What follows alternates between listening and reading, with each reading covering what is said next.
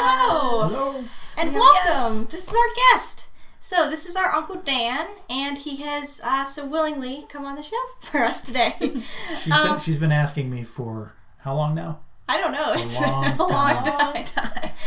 So we finally got him here. Yay. Yeah. So today is all about sand sculpting because he is a really good sand sculptor. Like he's awesome at it. Yes. Yeah, really expert. Okay. So today we're just going to learn all about that. He's got some stuff planned. We're going to ask him some questions. And pictures. Well, pictures too. All right, so we can get started with the questions, I suppose. Okay. All right, so number one, what kind of tools do you use? That's an excellent question. It is. So I'm glad you used the term sand sculpting because most people, when they talk about going to the beach, they talk about making sandcastles. Sandcastles are kind of where most people start. And you start because they're relatively simple geometries. And there's some pre-canned tools that you can buy. For example, this is a form. Classic. Right? Classic. Yeah. Mm-hmm. Trash. Terrible. This is nice because if you have the right type of sand, and I'm going to get into sand. Sand morphology is critical.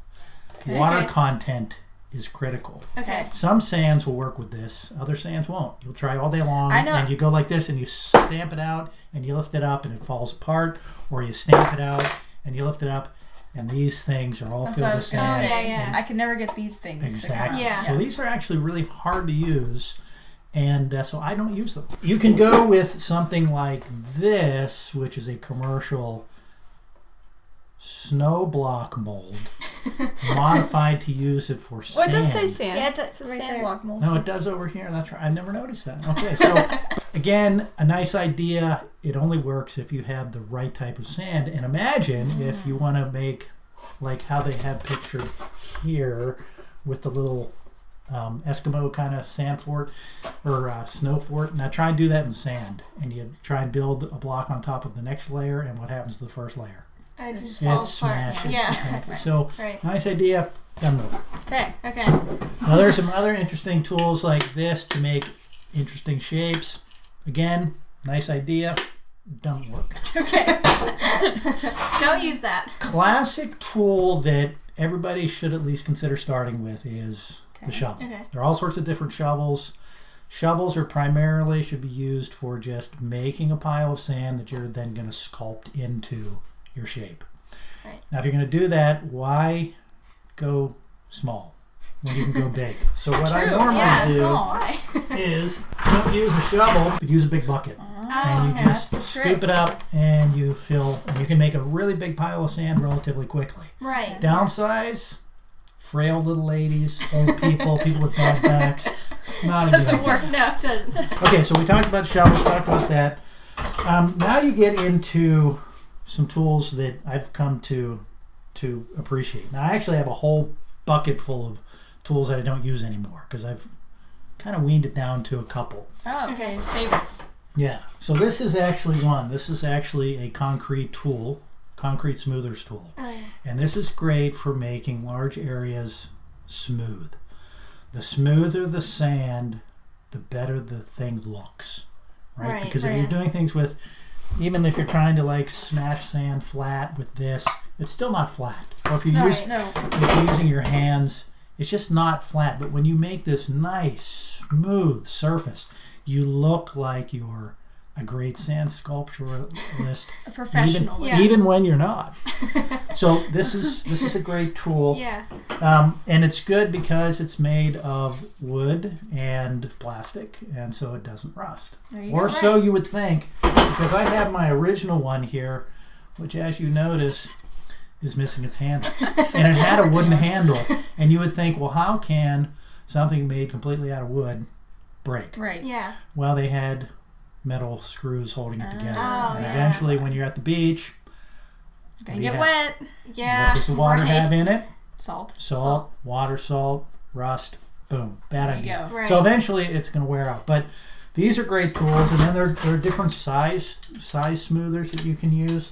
I actually have the one that I started with originally, which was a kid's little tool. I use this for years, and it's still good for smaller spaces. And if you happen to have diversity in your house where you have bakers, this is actually a fondant spreader for cake. So it's a nice, again, that trick is smooth. Smooth is where it's at. Smooth sand. Right. Yeah, and then you can get into, when you're doing like detail type stuff, you can get other little shapes to make little lines, or this has like a curved surface on it, so you can kind of scoop in there and make a nice circle. Oh, okay.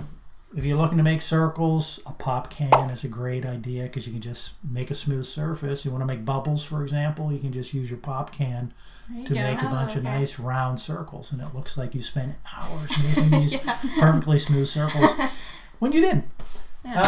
So anyway, so there's a collection of stuff, but at the end of the day, the big bucket, the smoother, right? This is the concrete tool, and then this little trowel for doing mortar work. Yeah. This is really nice for making sharp angles and fish scales. If you've ever seen the mermaids, all you do is you just press this in over and over and over again. You get all these little triangles, and they look like fish scales. So it's a neat way of making shapes and things like that. So it's kind of neat. So those are the biggest tools, and then I have a square one. So if I go down to the beach and I carry this big bucket of tools with me, this, and this in the bucket are where it's at. Okay. With these, you can do almost fine-tuned all your tools. Yeah. I did, and yet I still carry all of my buckets at the same. I mean, all my tools with me when I go to the beach. I bring them all, and I only use a couple, and I don't know why. All right. Very nice. So question number 2. Do you Did I answer your question? Yes, you did. Okay. You did. Yeah, that's perfect. When and why did you start sand sculpting? Do you remember when you actually started? So that's a really good question, because when I was a kid, we made sand forts and dug holes in the sand. But most of the time when I was a kid, we went not to the ocean, we went to lakes, and lakes usually don't have a lot of sand. And it's not really great sand. Yeah. It's not great sand. So, I'd say it happened when I started having kids, when we started going down to the ocean beach. Okay. So that would put it in the late 80s, plus or minus X years. Okay. Cool. Cool. And is there a reason you started, or it just kind of happened that you were... Boredom, yeah. Okay, that's So a it's good reason. So when you go to the beach, you go in the water, and you lay in the sun. Right. Yeah. And then maybe play some beach games, or take a walk on the beach. Okay, and then what? Right? So I'm not one to sit and just sun myself. I like to be doing stuff. So, bucket, building a hole, digging a hole, making a pile of sand. It's a great way to start. It's good exercise. Look at these. All from sand. Yeah. Okay. So how long on average does it take you to make a sculpture? That's a really good question too. It can be anywhere from 2 hours to maybe all day. I mean, some of the bigger sculptures, like when I did the Army Jeep. Oh yeah, and that had was all pretty the cool. little details of serial numbers and making rope and. Do you plan what you make, or is it kind of like you just on the spot? Well, that's a really good question, because every year it gets a little harder to come up with ideas. So you start with sand castles, and then I kind of grew into this idea of every year I try and do a theme. Okay. Yeah. Like this year, of course you don't have any of these pictures, but I can get them to you. We decided to do memes. Or not memes. Emojis? Emojis. Okay. Yeah. So we did the laughing till you cry emoji, and the emoji with the sunglasses, and the poop emoji. That's my favorite. I love that one. So you basically pick kind of a theme. One year I did like Egyptian. I made pyramids and a sphinx right? and tablets with hieroglyphics on it, Yeah. and then you just have to think, well, what else can you do? And you take the ordinary, like a Coke bottle, or one year I made a dollar bill, which was basically just kind of flat and wavy square rectangle, and then I just carved in the shape of the back of the dollar bill. Right. Yeah. Right. Yeah. So, if you go online and you look up sand sculpture, what you end up finding are these. I'm sure you can go online and you can pop some up because they're amazing. These people do these huge, beautiful sculptures, and these guys are professionals and they're artists, and they take sometimes weeks to make these sculptures. Oh, wow. And they do things that the average guy on the beach doesn't do, like they'll spray their sculpture with a mixture of water and Elmer's glue. Oh, yeah. And that makes it stiff so that they can make really tall, thin castles and things like that. So those are some of the tricks that the professionals do that when you walk down to the beach. I don't do it, What's the biggest sculpture you've ever made? Probably the Jeep is probably the biggest. Well, actually, one year we made there was a sand sculpture competition at the Marriott down at West Palm Beach. And families were encouraged to work together to make a sandcastle. So we had 6 of us working on it, and it was, I don't know, 20 feet or so long. Wow. Oh, I made what's the word I'm looking for? A sea serpent. Oh, okay. okay. Yeah. I remember that one because it was like and coming that- out of the sand. Right. So if you Yeah. look at square area, that's probably the biggest by square area. As Okay. far as height and size, that one sandcastle where we all contributed, which was a lot of fun. That is Yeah, cool. that is really cool. Well, you kind of answered that one. Yeah, How did you learn yeah. to sculpt? You just kind of gone If you through look it. at the very beginning of my sculpture career, in the portfolio. yes, when I go back, 15, 20 years, and I think about what I was building, I thought, wow, this is really cool because it was different, it was unusual, and now when I look back at pictures, I was like, boy, that really was crappy. So every year you kind of get a little better, You just got to start somewhere. But you start somewhere. Right. And, a couple of years ago when your dad came down to the beach and he made a ice cream cone. And it wasn't the world's greatest ice cream right. cone. I do remember But it that, was yeah. different and it was interesting, and I have a picture of him licking his sand ice cream cone, which is kind of scary too. Memorable, yeah. So what are your favorite things to make? My fallback ones are kind of character ones, like what are those guys from Despicable Me? Minions. Minions. yeah. Minions. I've done lots of Minions. I've done SpongeBob, right? every Yeah, SpongeBob SpongeBob. character. Yeah, those are easy because they're recognizable and they're relatively quick to make. Okay. What tips would you give to people learning to sculpt? So first things first is just do it. A lot of people don't do it just because they're kind of, they don't. If you go down to the beach, you have to be kind of prepared. You have to at least have a bucket, right, and a shovel. Yeah, to shovel start or with. something. But if you go with the 4 tools I got, the bucket and the 2 mortar tools and the smoother, concrete smoother, you can do almost anything. So Yeah. going down with the right tools, going down with the right attitude, that it's going to take a while. Now, what normally happens with me is I'll start sand sculpting with people. And then I Yeah. notice after 20 minutes, half of them are gone. An hour later, there's maybe me and one other person. 2 hours later, it's just me. Yeah. So, you do it you do it for its fun. You do it because it's fun, and you Yeah. just stop when you want to. And I'm just that type of guy that I want to get it done. Yeah. Finish it. Right. Yeah. Right. And last question: have you ever thought of entering like a competition before? Nope. And this is when you splice in some of those amazing pictures. I'm not like those guys. I'm just like a guy who goes out and enjoys. Although you did actually, though. You said the Marriott one. Oh There was yeah, well that's that one that was kind of a family thing. So, and well, Yeah. Yeah. Yeah, you did one. I think we won free root beer floats. Oh, that's Okay. awesome. Okay, so we've finished our questions, and you have one other thing that you wanted to share? Yes, this is really important because in preparation for this, we were talking about because I have a lot of pictures, and so we were trying to figure out what pictures she wanted. I said, Laura and Lucia, this is your show. You guys pick out whatever pictures you want to talk about, and we can talk about those. And there's a story behind every sand sculpture. So I sent over some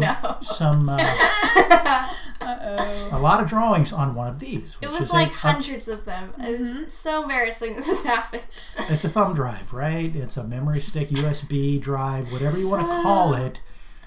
These are sensitive devices, right? And one of the things we don't do is we don't take them into the shower with us, right? We don't we don't plug them into the outlet, right? That's a bad thing to do. Storing them in the freezer, because I did all those things. Taking out to the beach, setting them on fire, setting them on top of your. No, don't do that. Yeah, you just. And so I gave Lucia one, and then my sister texted me and says, "I have bad news."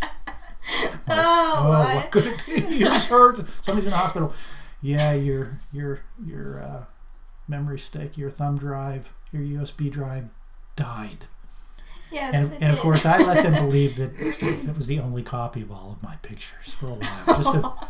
Just That's what I thought when I didn't know that. We had the other ones. Okay. Yeah. I just thought that was all of them. So, anyways, it broke, and it was just kind of a funny little thing.